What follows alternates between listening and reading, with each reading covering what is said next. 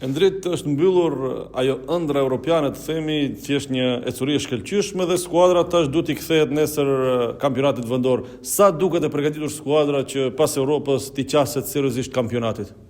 Unë mendoj që kjo ëndër të cilën ne e realizumi është ndër vite të cilën kam punuar shumë mirë për të arritur atë. Besoj që ky ishte viti ndoshta më i suksesshëm i këtij klubi, i këtyre personave që jetojnë dhe veprojnë këtë klub. Kështu që ajo kohë tashmë ka përfunduar, sado që kemi arritur sukses apo jo, kjo mbetet të dihet pak më vonë, por besoj që gjithçka ka përfunduar tashmë Europa, duhet të koncentrohemi për kampionat dhe të vazhdojmë luftën për titull.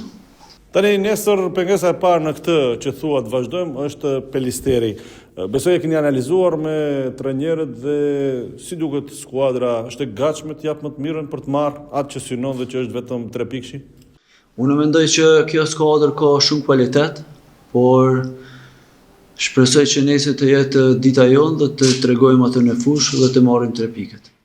Besoni që këto ndeshje kur realisht Shkëndija është favorit dhe Pelisteri vjen për të mbrojtur, mund të jenë edhe problematike nëse skuadra nuk ka qasjen e duhur dhe jeni të gatshëm të jepni pikërisht atë që duhet?